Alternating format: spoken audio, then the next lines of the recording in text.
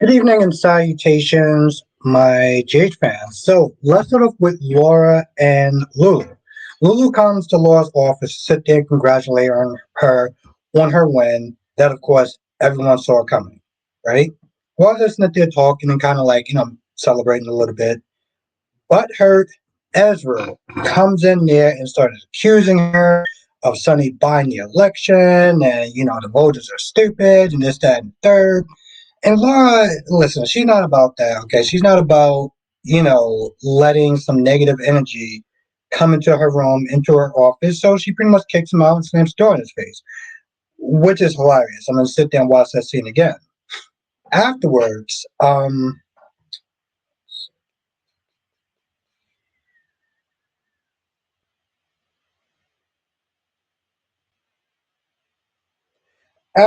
they talk about Rocco and how he's doing and everything.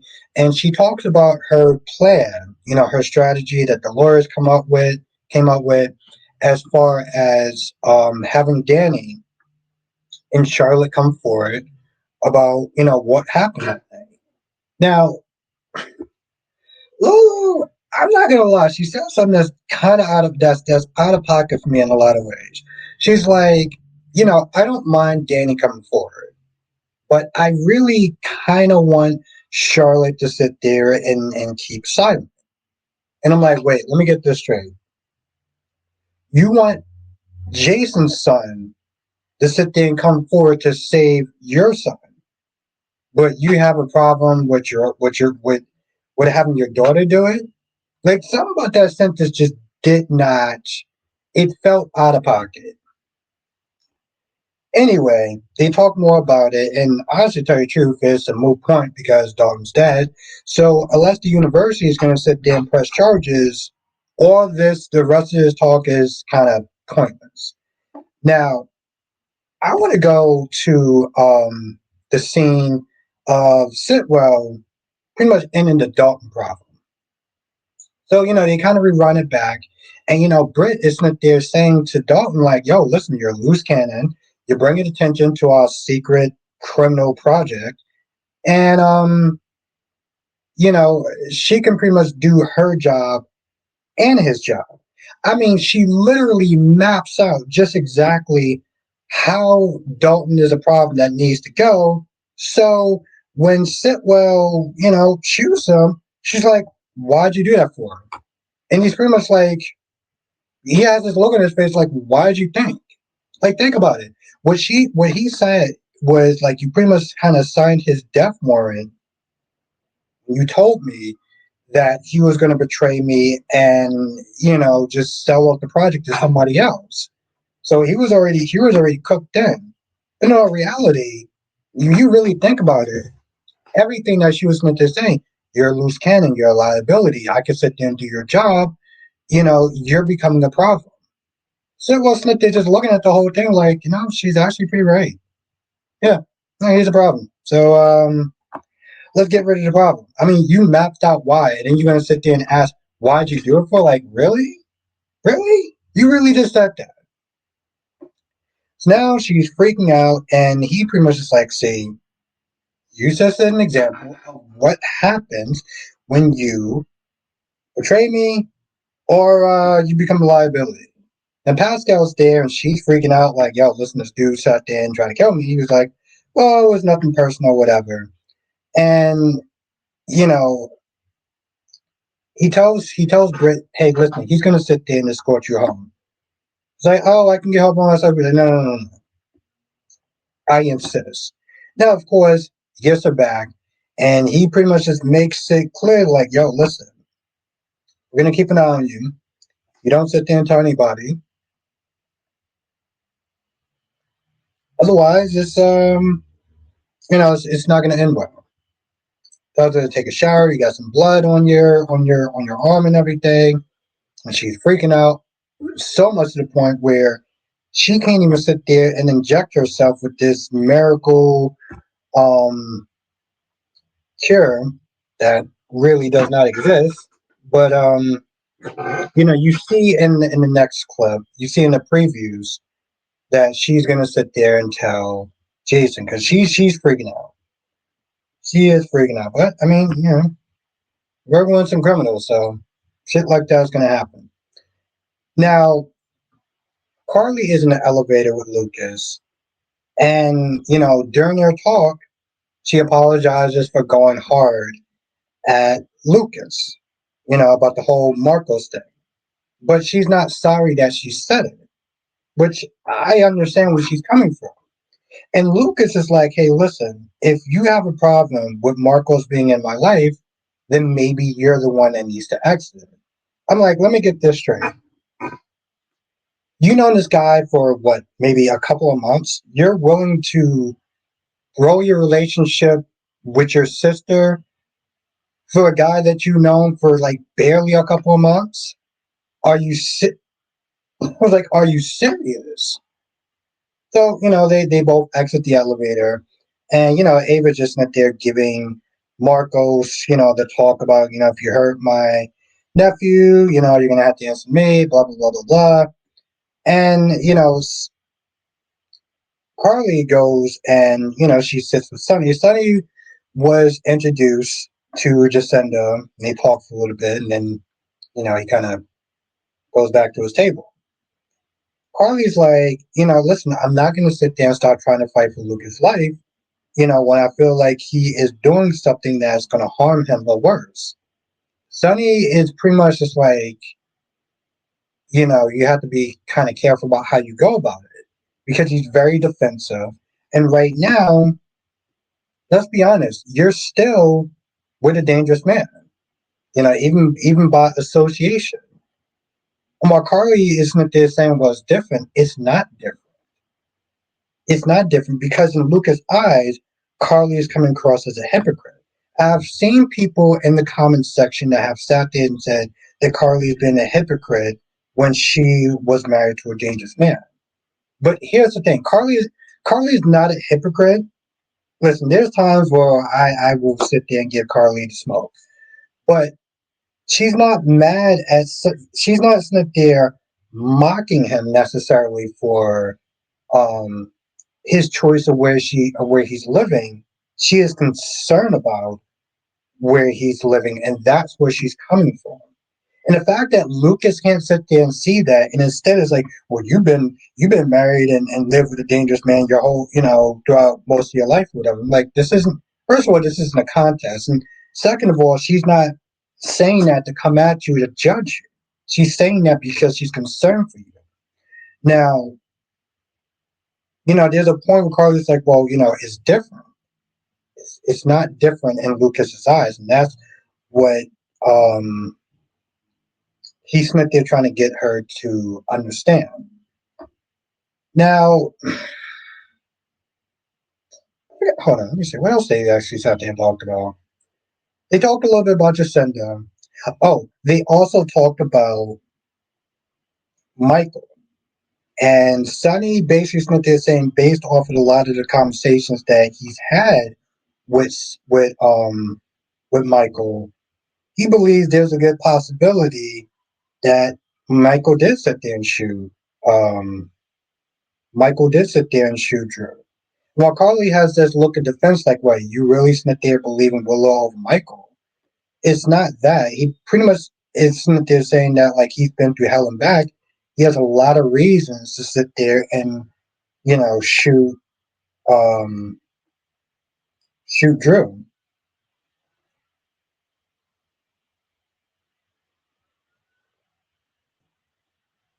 Hmm.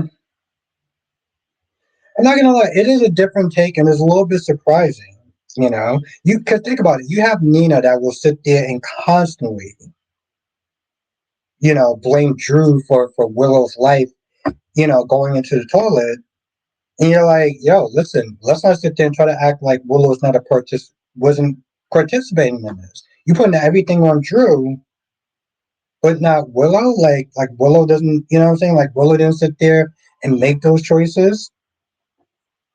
So you have Nina that is, believing in Willow, but also not sitting there and letting Willow take accountability. While you have Sunny that's actually not believing in his son as far as his innocence is concerned. So it's like it's weird, right? Um, Now, Lucas is not there hanging out with Ava and Marcos.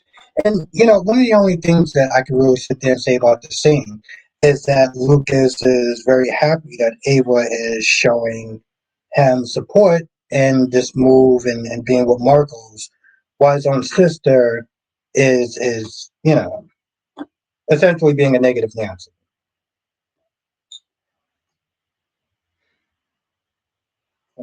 After that. Chase is not there talking to Nina about Jacinda and everything, and just basically trying to disprove Michael's alibi. There's a point where they talk about Ezra, you know, um, that Jacinda was seen a lot with Ezra Gordons, and that's when he's like, okay. And Brett, that people in my comment section was basically saying that if Chase can prove that Jacinda was with Ezra that night, then Michael's alibi goes bye bye.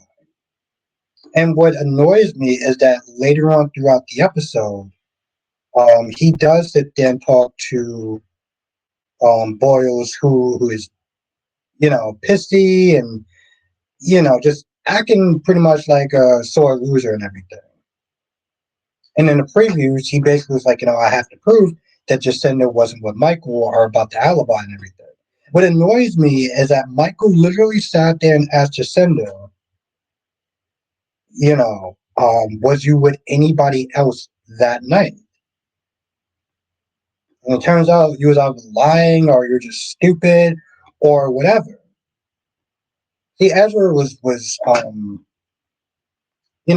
was butthurt. He was in his feelings. Michael and Jacinda are having a good time. Michael was there showing Jacinda the painting. I mean, the picture that Wally drew for her and everything, and just having a good time and everything. Introduced to the father. At some point, Jacinda's going to be introduced to Carly, but Ezra comes over. And I was like, oh, listen, seeing you is just pretty much lifting my spirits and stuff. Um, Jacinda just has this look on her face like, and Michael is not pleased, and they pretty much kind of tell him to kick rocks. But Ezra just not there, just kind of just standing there, just being like, "I'm gonna do what I want." Michael ain't having it. Michael's like, "Yo, listen, I pretty much asked you nicely. At this point, if you don't leave, I'm gonna toss your ass out of this place myself." Jacinda just de-escalates the situation. It's being like, "Hey, listen, he was a friend or whatever, and I'm not in that line of work anymore." Ezra says something smart or whatever and just walks away. And Jacinda apologizes because right now Michael does not need a public, um, altercation or whatever with the custody case and everything like that. I don't know why, but it reminded me of an episode of the Boondocks when Granddad made one up meeting that prostitute in a sense, and you know um, they talked about a pimp named Slipback or whatever, and how when Granddad was with that girl, like how many times she's like ducking on the tables and things of that nature because she's gonna run into her old associates in that other life. And when I saw Azra, I was like, ah, shit. It made me think about that. Now,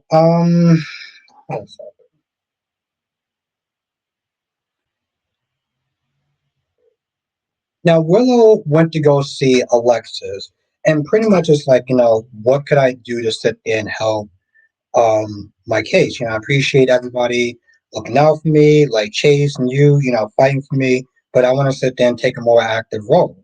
Alexis pretty much is like, all you need to do is keep your head down and don't make any trouble.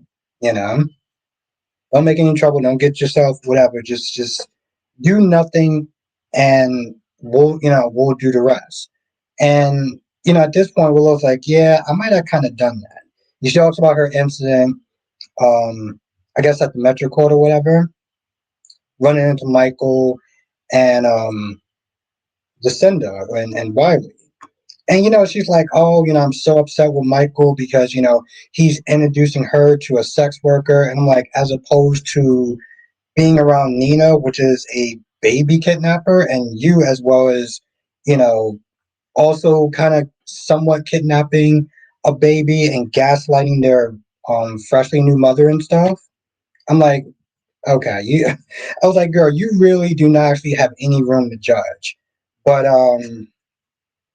Alexa's like, if you want to sit there and help me, tell me what wound up happening. And she does. She sits there and says that she was upset after hearing the bad news to Chase about the one judge that would have been sympathetic towards her case. She got upset. She went in her car, um, and she pretty much kind of drove around nowhere, didn't really stop anywhere, and just came back to the hospital. Now, my thing was, and I don't know if they can do this, I don't know if there was traffic cams or whatever, but if she can somehow get her, somehow get the footage of like the different traffic cams or whatever where she was going, because she said she didn't drive by Drew's house. So if she could sit there and get a timeline of those traffic cams or whatever, that might be an alibi enough for her. That's what I was sitting there thinking outside the box. I mean, they're probably not going to wind up doing that, but it just made me think because I'm like, you didn't stop anywhere. So there's no traffic cam or any sort of cam, like any place that you went to that's going to show footage. So I'm like, maybe they could sit there and get that. Um, just an idea. But yeah, that's pretty much about that ends that.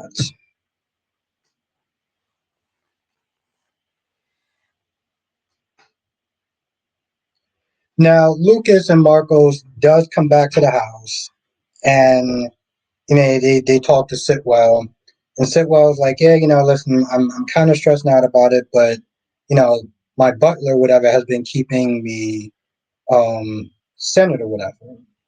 Now Laura is driving back home because she had a couple of things to run, so she couldn't hang out with Lulu. But as she's driving home, she snipped there, leaving a voicemail for Kevin. Kevin is in um, Debla or whatever, Devla, something like that. And as she's driving, she gets a flat tire. So when she goes to get a spare tire, and she's looking through the sheets, she sees a dead ass Dalton with his eyes open. Which I'm not gonna lie, that part would have freaked out most people. Um,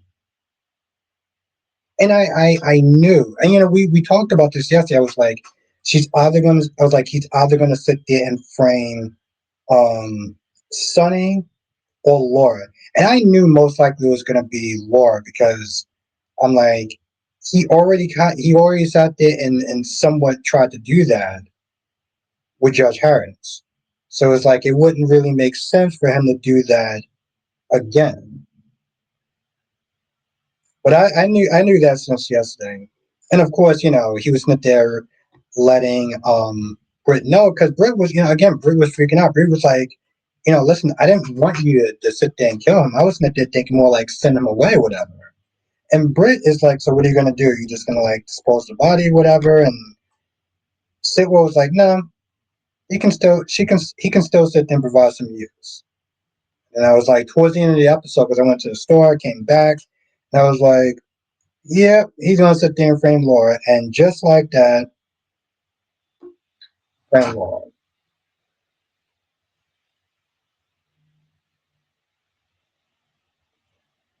And remember, Laura did sit there and publicly, said in front of everybody that I don't know if I'm pretty sure she said that she was gonna kill him or end him or something like that.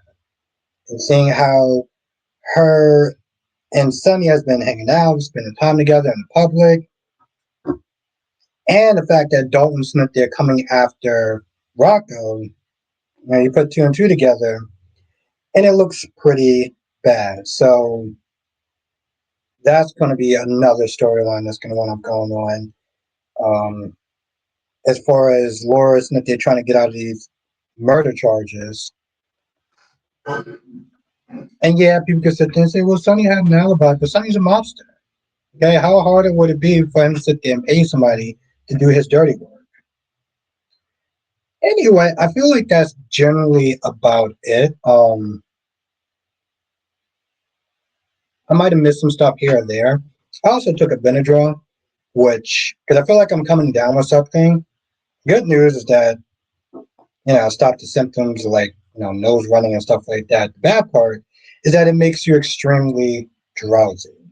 Um, anyway, I'm gonna sit there and try to go through it with the live stream. Hopefully, I could like wake up a little bit and it doesn't make me too drowsy when I won't be able to do the stream. But I will let people know in the community tab. Anyway, if I forget anything, let me know in the comment section, and I will sit there and see you on the next video.